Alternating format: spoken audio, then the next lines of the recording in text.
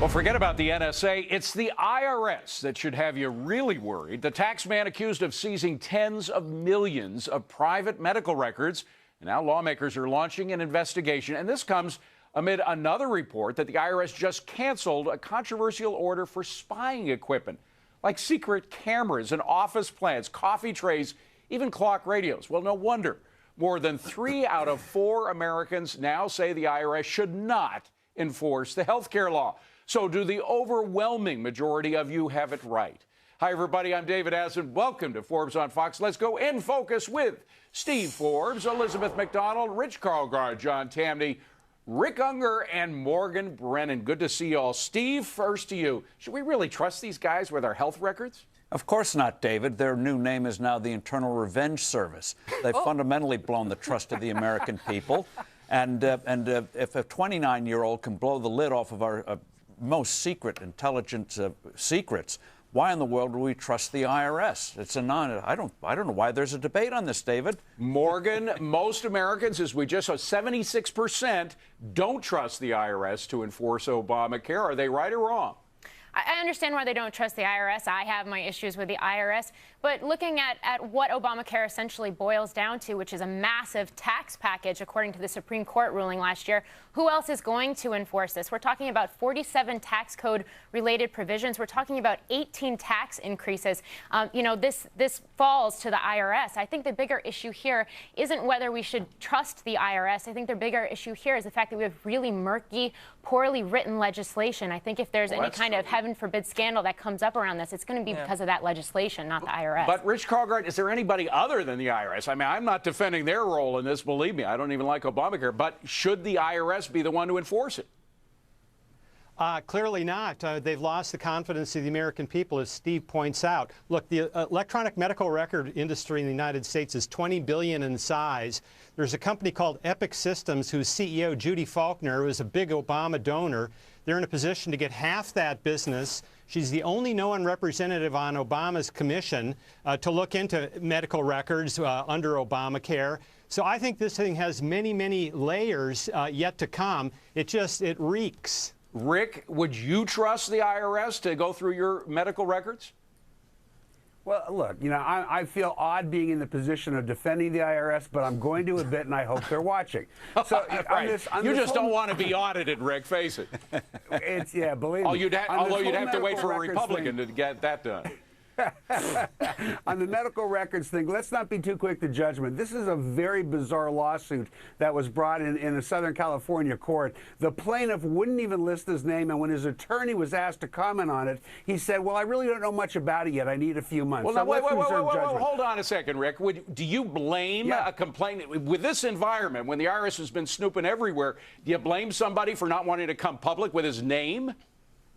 Well, sure, because they're going to have to. You can't file a lawsuit and not have the defendant know who you are. So, of course, it's crazy. It's odd. And by the way it was described in the reporting service was, quote, vague. It's odd. On the just quickly, it's not vague, and we'll be specific about it later. But go ahead. On the spy equipment, just to keep in mind, the IRS does have a criminal division that deals with some pretty gnarly characters, Medicare frauds, drug dealers. Some of these guys actually carry guns. Let's, again, not jump to too much. Let's wait and see why they were ordering it. And then finally, you guys would be going nuts if they created a new agency. You'd be complaining, what, another agency of government because of Obamacare? No, we're going nuts now because they have so overreached. And I must say, Rick, I'm very touched by your faith in the IRS. I know that you have a long-standing love for it. But, Emac, let me be specific about this complaint because there are specifics here. I'm going to quote from it. No search warrant authorized the seizure of these records by the IRS agents. No subpoena authorized the seizure of these records. None of the 10 million Americans were under any kind of known criminal or civil investigation, and their medical records had no relevance whatsoever to the IRS search. But the complaint suggests that the IRS came in and took them anyway. Yeah, I mean, we don't know the details of who filed this. I get that. I understand there's a lot of question marks over this lawsuit. But listen, I like Rick Unger's faith in the IRS. He's acting like Aunt B from Mayberry RFD is working at the IRS. Listen, the IRS has a whole division to fix the wrongful seizures of paychecks and houses. And the IRS makes so many mistakes enforcing the tax law as it is. Here's the problem. Your electronic medical records, we don't know yet if they're going to be part of your tax return. So that's a real problem. The IRS gets to dictate whether enforce whether or not you have adequate, affordable coverage. They get to find out the cost of your plan, the cost of the plan that your businesses or small businesses are giving you, whether you're getting insurance from the company, and in order to enforce a mandate, which gets slapped against your household income, not just your paycheck, but your entire household income. So they got to find out all of the income in your house. So and John Tamny, let us not forget, we don't know how far up this goes, but the IRS was targeting individuals for their political beliefs. That is unconstitutional. Meanwhile, they're hiring 16,000 more IRS agents, armed IRS agents, to check in on Granny, as our chief was saying, to make sure she's taking her Metamucil. Is that right?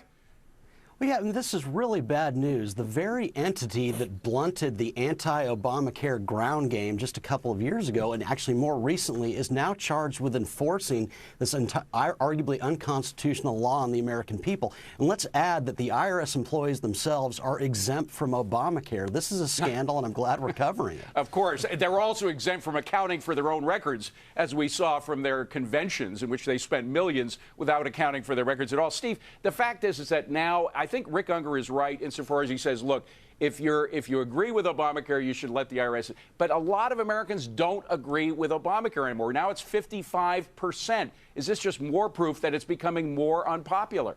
It is becoming more unpopular as people find out more about it, because what it ultimately means, as any government thing means, is you're going to pay more for less. You're going to be denied treatment. Innovations are going to be halted or slowed down.